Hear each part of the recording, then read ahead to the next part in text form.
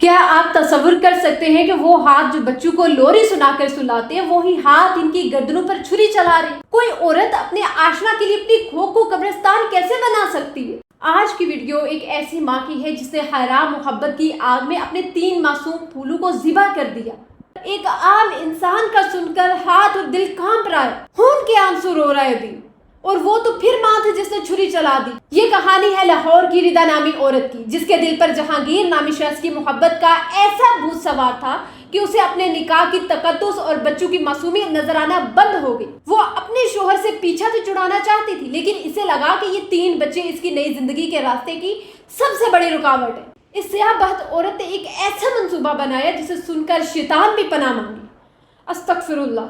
اس نے اپنے ہی گھر میں اپنے 3 بچوں کو بے دردی سے ذبح کر دیا۔ جب ان معصوموں کا تڑپتا ہوا جسم ٹھنڈا ہو گیا اور صحن ان کے لہو سے بھر گیا، اس کے ماتھے پر ایک شکن تک نہ آئی۔ اس کی سنگدلی کی انتہا دیکھیں، بچوں کی لاشیں گھر میں پڑی ہیں اور وہ اپنے شوہر کو فون کر رہی ہے اور بڑے آرام سے کہا، میری طبیعت ٹھیک نہیں ہے، میرا بی پی لو ہو رہا ہے، مجھے ہسپتال لے جاؤ۔ معصوم شوہر جو اپنی اولاد کے قتل سے بے خبر تھا، بھاگا ہوا گھر پہنچا اور ردا گھر کے دروازے پر آئی، بائک پر بیٹھی اور شوہر کے ساتھ ہسپتال چلی، ایسے ریئیکٹ کر رہی ہے جیسے کچھ ہوا ہی نہیں ہے۔ جب وہ ہسپتال سے دوائی لے کر واپس آئے اور باپ نے گھر کا دروازہ کھولا تو سامنے کا منظر دیکھ کر اس کی چیخیں نکل گئی۔ صحن خون سے لال تھا اور اس کے جگر کے ٹکڑے مٹی میں رول دیے گئے۔ حرام رشتہ جب انسان اپنے پاکیزہ نکاح کی حدود توڑ کر کسی غیر کے لیے دل میں جگہ بناتا ہے تو وہ رشتہ محبت نہیں رہتا، وہ ایک دلدل بن جاتا ہے۔ ایکسٹرا میریٹل افیئر انسان کی بصیرت چھین لیتا ہے،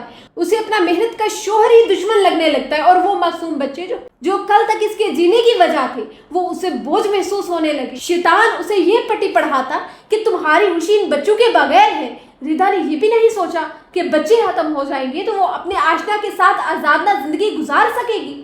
اسے یہ احساس ہی نہیں رہا کہ جس مرد کے لیے وہ اپنے بچے مار رہی ہے، وہ مرد کبھی ایسی عورت پر بھروسہ نہیں کرے گا جو اپنے بچوں کی ہی نہ ہو سکی، وہ میری کیسے ہوگی؟ قرآن پاک میں اللہ تعالیٰ فرماتا ہے، اور اپنی اولاد کو مفلسی کے ڈر سے قتل نہ کرو، ہم انہیں بھی رزق دیتے ہیں اور تمہیں بھی، بے شک ان کا قتل کرنا بہت ہی بڑا گناہ، بہت بڑا گناہ۔ اس عورت نے مفلسی کے ڈر سے نہیں بلکہ ہوس کی خاطر یہ گناہ کیا، اپنے عاشق کی خاطر اپنے بچوں کو مار دیا۔ آخر ان معصوم بچوں کا کیا قصور تھا؟ اللہ کے ہاں ان کا ایک ایک قطرہ لہو حساب مانگے گا۔ میری بہنوں، حرام کی بنیاد پر کبھی سکھ کا محل تعمیر نہیں ہو سکتا۔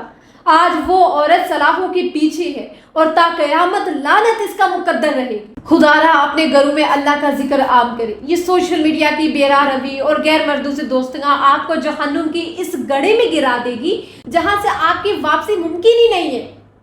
اپنے بچوں کی تربیت کریں اور اپنے رشتوں میں اللہ کا خوف پیدا کریں۔ یا اللہ ہمارے حال پر رحم فرما، ہمارے معاشرے کو ایسی درندگی سے پاک کر اور ہمیں حلال پر راضی رہنے کی توفیق عطا فرما۔ یا اللہ ان معصوم بچوں کے درجات بلند فرما۔ کاش ہم وقت رہتے ہی اپنی نسلوں کی اخلاقی تربیت کر سکیں تاکہ دوبارہ کسی معصوم کا لہو یوں سڑکوں پر نہ بہے۔